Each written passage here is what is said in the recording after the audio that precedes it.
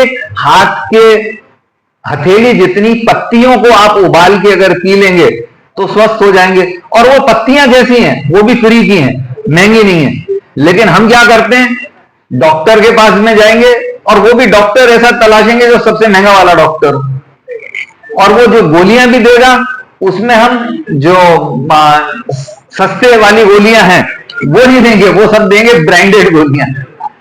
तो उनके अल्टरनेट अगर आप किसी फार्मेसी के पास जाके पूछेंगे कि इस दवाई का मेरे को अल्टरनेट इसमें दे दें, तो वो बता देगा 100 रुपए की गोली 2 रुपए में मिल जाएगी आपको, जेनरिक मेडिसिन।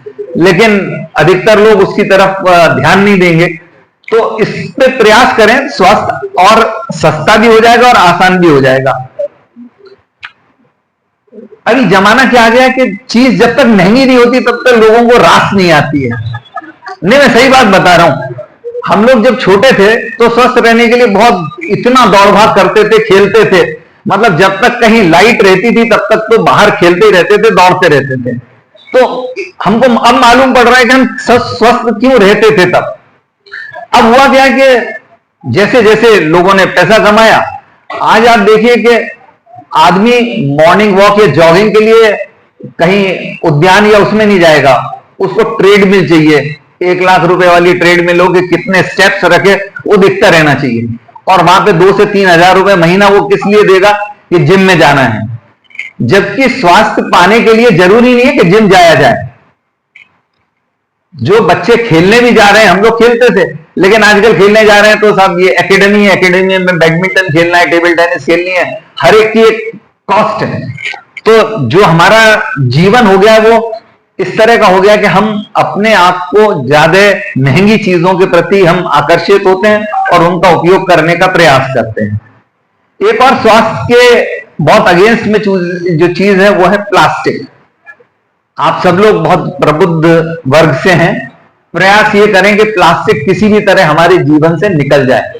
कप में अगर चाय भी बाहर पी रहे हैं तो वो प्लास्टिक के हैं, पानी की बोतल बच्चों की प्लास्टिक की है, बड़ों के लिए है। तो इन सबको जीवन से निकाल देंगे तो आधी समस्या स्वास्थ्य से रिलेटेड। क्योंकि अभी मैं कोई आर्टिकल पढ़ रहा था तो उसमें देखा कि जो नमक अगर टाटा का या सी सॉल्ट हम काम में ले रहे हैं उसमें भी एक काफी अच्छी मात्रा प्लास्टिक की है। क्योंकि हम लोगों ने समुद्र को भी इतना प्रदूषित कर दिया है प्लास्टिक से कि हमारे जीवन में वो बिना हमारी जानकारी के आ रही है और हम बीमार पड़ रहे हैं। तो नमक के लिए रॉक सॉल्ट अगर लेंगे तो उसमें लगभग नेग्लिजिबल है। शक्कर भी जो हम ले रहे हैं उसमें भी है एक नियमित मात्रा। तो अभी तो आजकल अब ये बोलना शुरू कर दिया है, हम छोटे थे समझते थे शक्कर बहुत बढ़िया चीज है, एनर्जी देती है। लेकिन अब ये है कि एक और जहर है, जैसे मैदा है, ये शक्कर भी उसी तरह का एक जहर है। जीवन से अगर इसको हटा सकेंगे तो स्वस्थ रह पाएंगे। साथ ही जो कॉर्पोरेट जगत है उसकी ये बहुत सोची समझी साजिश है कि किस तरह पहले लोगों को बीमार करें, फिर उनको थोक में भर भर के दवाइयां दें। आप लोग इस चक्र से अपने आप को बचाने का प्रयास करें, ऐसा मेरा आप सभी से आह्वान है। क्योंकि हुआ क्या है, कालांतर में पहले जब हम छोटे थे तो जो बीपी था वो 140/90, उसमें भी डॉक्टर बोलता था कि भाई इट इज नॉर्मल। लेकिन अब 80 के ऊपर जाते ही कि साहब दवाई लेना शुरू कर दें।